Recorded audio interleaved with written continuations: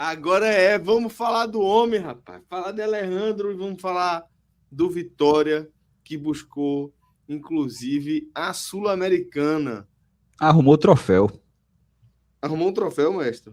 Ganhou o troféu, Alejandro. Sério mesmo, de verdade. Foi. Ah, sim, Alejandro, sim. Alejandro, de 24 anos, é o primeiro jogador da história do Vitória, considerando toda a história, era unificado. O Vitória está participando pela 40ª vez da primeira divisão. E essa é a primeira vez que o Vitória termina com o artilheiro do Brasileirão. Curiosamente, o Vitória já tem tido 3 artilheiros da Copa do Brasil: Petkovic, Marinho e Neilton. Marinho em 2016 com 8 gols. Não, Petkovic 99 com 8 gols, Marinho em 2016 com 6 e Neilton em 2018 com apenas 4. Foi dividido com um bocado de jeito, mas ele foi artilheiro. Mas na primeira divisão nunca tinha tido. E Alejandro, ele termina... Ele teve que fazer o dele no domingo, tá? Ele começa a última rodada, Celso, empatado com o Yuri Alberto, com 14 gols, os dois com 14. Estevão, que jogaria em casa, Estevão do Palmeiras, que foi a revelação do campeonato, tinha 13. E Estevão acabou passando em branco, o Palmeiras perdeu. E Alejandro foi inventado de jogar no Maracanã contra o Flamengo. Abriu o placar, fez 1-0, o jogo terminou 2-2, mas ele fez o gol dele. E Yuri Alberto fez um gol lá, o Corinthians atropelou o Grêmio na Arena do Grêmio, 3-0. Yuri Alberto fez de pênalti. E os dois começaram com 14, ficaram com 15, então ficou aquele segundo tempo, acho que os dois buscando informação no campo. E aí, meu irmão, o cara fez ou não fez? Porque, assim, foi o segundo, os 2 gols foram no primeiro tempo e passou o segundo tempo ali, quem fizesse o gol poderia ser o artilheiro isolado. Acho que foi ontem a CBF apresentou um troféu, ela já tinha anunciado que teria uma premiação. Sempre teve a figura do artilheiro do campeonato, que sempre recebeu, por exemplo, a bola de prata. Mas nunca teve um troféu específico para o artilheiro. A CBF criou o troféu Roberto Dinamite, que é muito justo. O Roberto Dinamite, que faleceu há poucos anos de câncer, né? Ele é o maior artilheiro da história do Campeonato Brasileiro. Tem 190 gols, juntando assim, o maior artilheiro juntando, realmente somando tudo. Mais do que Pelé, por exemplo, se juntar, acho que até os anos 60, mas essa conta já vinha desde 71 para cá. E foram 181 pelo Vasco e 9 pela Portuguesa. Ou seja, foi 2 vezes até artilheiro da própria primeira divisão, em 74 e 84. Mas, de uma forma geral, Roberto Dinamite fez 190 gols e é disparado. O segundo, acho que é Zico, tem 150, mas enfim, dificilmente alguém vai quebrar essa marca. Ele é o nome do troféu. E a CBF teve o cuidado, ainda para a sorte dela, que a FIFA não faz isso. A FIFA, por exemplo, quando vai dar chuteiro de ouro, ela considera número de jogos. Tipo, se o cara tiver de assistência, se o cara tiver número de empate de gols, a FIFA diz que o cara que ganha a chuteira tem um critério lá para só um ganhar a chuteira. A CBF não. A CBF disse que se fosse empate, ou 2 ou mais jogadores, todos receberiam o troféu e receberiam o prêmio. Então, tanto Yuri Alberto quanto Alejandro vão ganhar o troféu. Tô até procurando aqui. Troféu, lembrando que ele vai ganhar 2, viu, Cássio? Ele vai ganhar de artilheiro e do gol mais bonito do campeonato. Porque também ele ganhou. O gol mais bonito eu acho que não é um troféu, é um prêmio, né? Mas ele ganhou esse prêmio também, do gol mais bonito, que foi o gol de bicicleta contra o Cruzeiro. Isso. Né? Belíssimo gol. Inclusive, eu acho que se tivesse o segundo gol mais bonito, ele concorreria também, viu? Com aquele gol contra o Atlético Mineiro, do 2-2, que ele arranca do meio de campo, dribla 2 e chuta ali na saída do goleiro, foi muito bonito também. Então já a gente vai ver o troféu, já mandei aqui para a Massa, tá no chat privado. E esse troféu é o seguinte: 100 mil, vê que coisa que o cara arrumou, 100 mil reais pela artilharia e mais 5 mil por gol marcado. Como ele fez mais um hoje, 15 Aí nesse caso divide, maestro, o prêmio dinheiro? Cada um tem seu prêmio, não era dividido, todo mundo receberia a mesma coisa. Pronto, aí o troféu, ele vai ganhar 175 mil reais. E fora a eleição aqui de gol mais bonito, de seleção do campeonato, qualquer coisa do tipo, mas essa premiação que ele ganhou, o que é curioso é que na história do Nordeste, essa é só a 9ª vez que isso acontece. 9ª. A primeira foi com Léo Bilha, do Bahia, que ajudou o Bahia 8 gols em 14 jogos a ser campeão da Taça Brasil de 59. BCC, não é BCC, não, é BECS, é BCC, do Fortaleza, com 7 gols em 10 jogos em 1960, Fortaleza vice-campeão da Taça Brasil. Ruiter do Confiança, aí o cara, Confiança, meu irmão. Ruiter foi o artilheiro com 9 gols em 63, em 3 jogos. O cara jogou 3 partidas, meteu 9 e virou artilheiro do campeonato. Obviamente é a maior média da história de um artilheiro, 3 gols por jogo. Em 66, Bita do Náutico, o homem do rifle, 10 gols em 8 jogos. 67, Chiclete. Não é um chiclete só, é no plural, é chicletes. Realmente é mais de um chiclete. Chicletes do 13, que fez 9 gols em 10 jogos em 67. E aí, da era de 71 para cá, onde foram apenas 4 vezes que isso aconteceu, o Ramon do Santa Cruz, com 21 gols em 34 partidas em 1973. Charles do Bahia, com 11 gols em 21 jogos na campanha do Bahia semifinalista. Charles que chegou aí para a seleção brasileira sendo jogador do Bahia. Diego Souza do Sport, com 14 gols em 34 jogos. O último gol dele foi na última rodada. Foi ele que fez a torcida, a seleção brasileira ser vaiada, né? A não convocação dele, né? Exato. Isso, em 89. Na Copa América de 89. Ele continuou no Bahia e em 90 vira artilheiro do Bahia. Detalhe, muita gente não lembra, mas Charles acabou sendo convocado, tá? Para a segunda fase. Não, mas na Copa América. Na Copa América, sim. Muita gente não lembra. E ele teve várias convocações depois também. Isso, aí na segunda fase, você podia convocar mais. Vê que loucura. Aí ele entrou na segunda fase. Ou seja, a vaia funcionou. Mas a foda é que ele não jogou em Salvador. Aí o Brasil não jogou a segunda fase. A segunda fase foi no Rio. Tinha janela de transferência na Copa América. Janela de transferência na Copa América, na segunda fase da Copa América. Charles é campeão da Copa América. Ele fez 9 jogos pela seleção vestindo a camisa do Bahia. Isso. Já ter feito gol, inclusive, bem antes da Copa América, já tinha feito. Vestindo a camisa da seleção, né? É isso. Tipo, como é? 9 jogos pela seleção, sendo jogador do Bahia, né? Jogador do Bahia. Diego Souza tinha sido o primeiro do Nordeste nos pontos corridos, 14 gols em 34 jogos. O 14º gol foi na última rodada, o jogo que o Sport precisava vencer para não cair. Ele faz estava 1-0, ele faz o segundo gol, confirma a vitória, a permanência, Sul-Americana e artilharia. E agora, Alejandro, que estava quase tendo o mesmo número de Diego Souza, mas ele precisou fazer o 15º, senão não teria sido artilheiro, então virou artilheiro. E ainda para terminar essa questão do número, antes de falar especificamente do Vitória, é o seguinte: o Nordeste teve os artilheiros das 4 divisões. Assim, muita gente passou batido, mas o Nordeste teve o artilheiro da Série A com o Alejandro, o da Série B, Eric Pulga, 13 gols pelo Ceará, o da Série C, Paulo Sérgio, com 10 gols, Paulo Sérgio do Náutico, ele dividiu com Kaique Moreno, do São Bernardo. Esse Moreno, que começaram a chamar agora, mas não se engane não, é aquele Kaique, tá? Botaram esse Moreno aí pra turma pensar que é outro, mas é aquele Kaique. Fizeram o rebranding. Fizeram o rebranding aí, Kaique, Celso. Fizeram o rebranding aí, mas é aquele, é Kaique Moreno, pronto, é aquele que você está pensando mesmo. E na Série D, Tiaguinho do 13 com 10 gols. E o que torna isso mais curioso... Que é o Thiago ex-Náutico, também teve o rebranding aí, mas é o Thiago da base do Náutico, vendido para o Flamengo. Exatamente, teve o rebranding também. E o que é mais curioso é que isso é a segunda vez que isso acontece. Em 2016 também aconteceu. Diego Souza na primeira divisão pelo Sport, Bill do Ceará na segunda divisão, Jones Carioca do ABC na terceira e Manuel do Altos na quarta.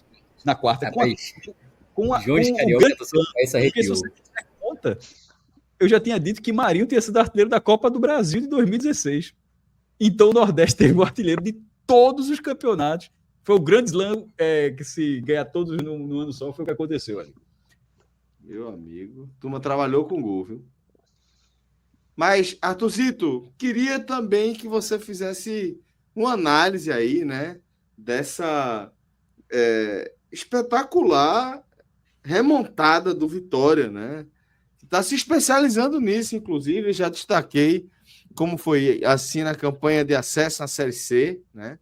Começou mal, de tipo, velho, será que vai cair para a Série D? Termina com acesso. Depois, uma campanha na Série B que, da mesma forma, a galera começou a olhar, vejo, o Vitória tá brigando para não cair. E termina como campeão. E agora, mais uma vez, subiu como campeão da Série B, mas apontado como franco favorito ao rebaixamento. E, mais uma vez, vai lá e faz a ferida, né? Comete o crime e teve perto de fazer assim, um estrago inacreditável, né? De repente até ameaçar o Bahia de um X que seria inimaginável, mas que se aproximou. Exatamente, Celso. Uma campanha fantástica de recuperação do Vitória e as histórias de Alejandro e do elenco do clube, né, do Vitória, do time completo, elas até se cruzam nisso, né? O Vitória que largou no campeonato teve as 8 primeiras rodadas, o Vitória somou 3 pontos. né, depois de 8 rodadas. Então era uma equipe que já estava quase que fadada ao rebaixamento, não tinha uma expectativa de reação. Carpini chega até um pouco antes dessas 8 rodadas, eu acho que ele chega ali na 6ª rodada, não consegue ter o efeito imediato, mas a partir da 9ª rodada a equipe começa a se recuperar, tem 2 vitórias seguidas ali contra Internacional e Atlético Mineiro, consegue se encontrar no campeonato, mas é no segundo turno realmente que o Vitória tem uma virada de chave fantástica, né? E o Vitória hoje ele finaliza a competição com 10 jogos, em que nos últimos 10 jogos ele só perdeu um jogo para o Corinthians e para o Corinthians também que ganha de todo mundo, né? A sensação é que se o Corinthians fosse para o Mundial no lugar do Botafogo, ia bater o Real Madrid, né? Porque emendou 9 vitórias Eu seguidas acho que o assim. Botafogo tem chance, viu? Só deixar registrado Não, aqui. tem.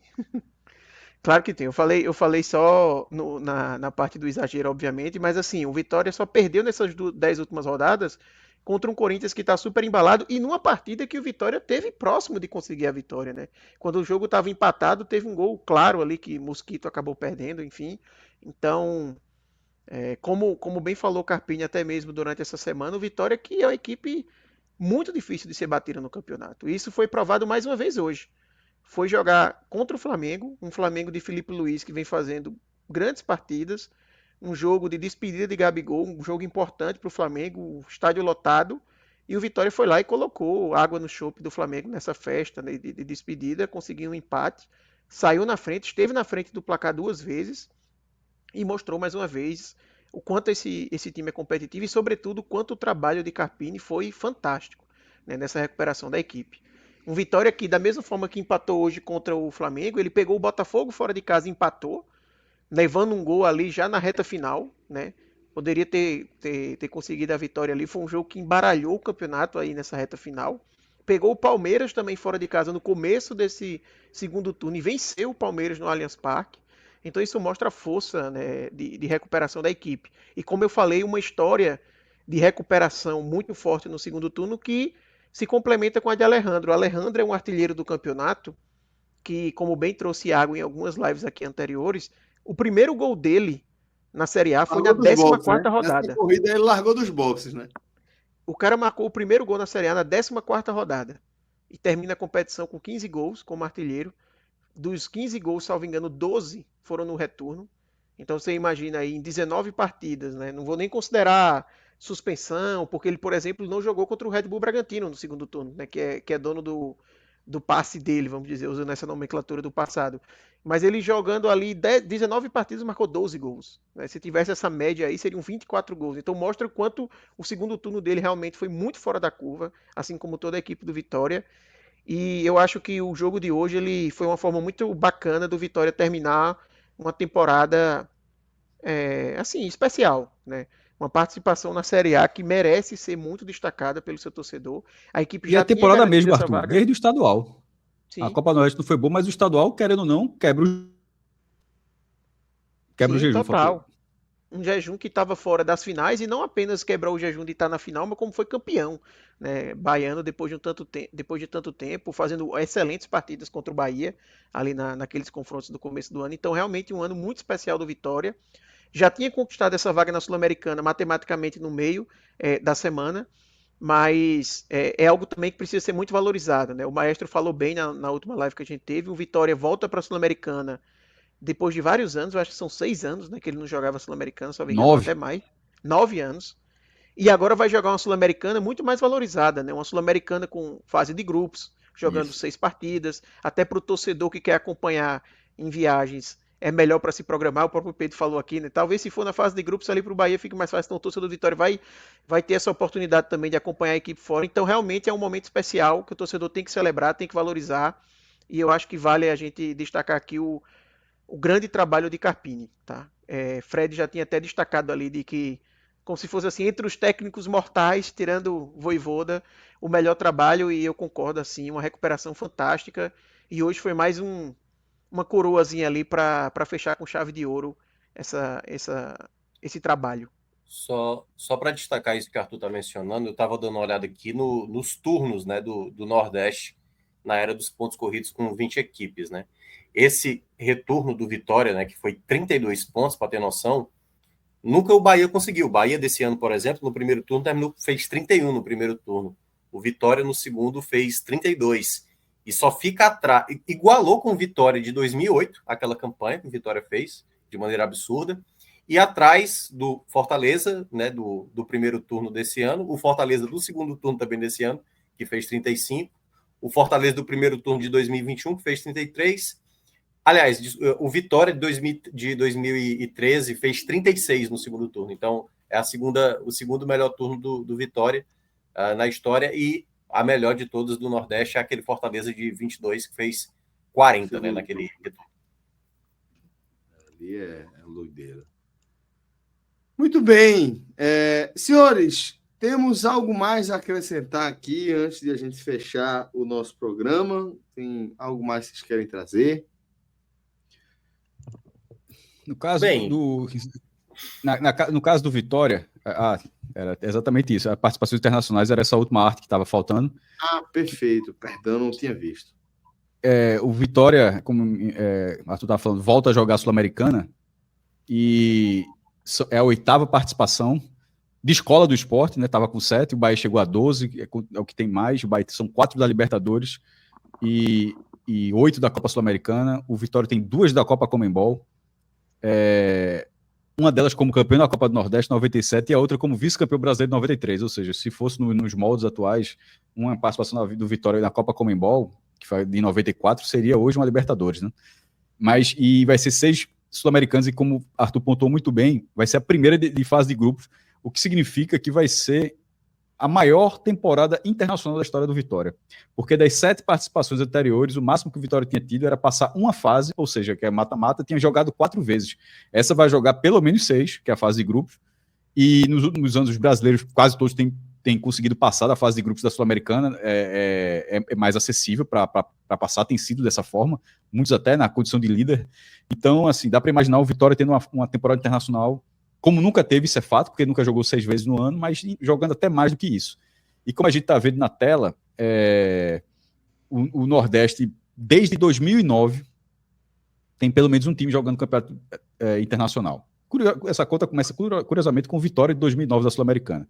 Seja na Sul-Americana ou na Libertadores, ou nas duas simultaneamente, a condição vamos chegar, então, a 17 anos seguidos com o Nordeste jogando competição internacional, coisa que agora, depois de 17 anos, já dá para fazer, já dá para dizer que já há algum tempo é assim, mas antes desses 17 anos era uma coisa mais rara, e jogando com 3, já que são 2 na Libertadores, e 1 na Sul-Americana, isso repete, acho que depois de 2018, o recorde são 4 times, já teve uma vez em 2013, que é quando o Brasil tinha fase nacional, né, e aí foram 4 times.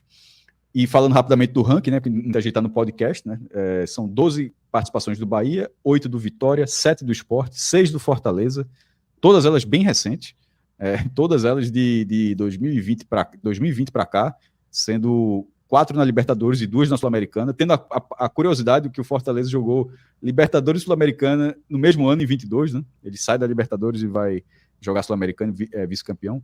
4 do Ceará, sendo 3 na Sul-Americana e 1 na Copa Conmebol lá em 95, como vice da Copa do Brasil. 2 do Náutico, a Libertadores de 68, a Sul-Americana de 2013. 1 do Santa, a Sul-Americana de 2016. Poderiam ser 2 do Santa, porque o regulamento dizia que o Santa teria vaga em 2017, mas aí a CBF diz que chegou um e-mail da Conmebol dizendo que os campeonatos regionais não dariam mais vaga e tiraram a vaga do Santa. E quem também tem uma participação é a América de Natal, Copa Conmebol de 98, Sampaio Correia, Copa Conmebol de 98. O América foi como campeão da Copa do Nordeste e o Sampaio foi campeão da Copa Norte, porque naquela época Piauí e Maranhão, para a CBF, eram da região Norte. Aí não jogava a Copa Nordeste, jogava a extinta Copa Norte. Aí o jogo Sampaio foi campeão do Norte e o América do Nordeste. E o CSA, por último, em 99, o CSA, vice-campeão da Copa Conmebol de 99, foi como 4º lugar da Copa do Nordeste, porque o campeão da Copa do Nordeste de 99, Vitória, não quis jogar, o vice-campeão, Bahia, não quis jogar, o 3º lugar, o Sport, não quis jogar, o CSA, eu jogo. Aí nisso foi vice-campeão e quase foi campeão, ainda perdeu o gol no último minuto para o Talheres, da Argentina, lá em Córdoba, que hoje é o estádio Mário Kempis. E isso é um breve resumo aí do Nordeste nas participações internacionais.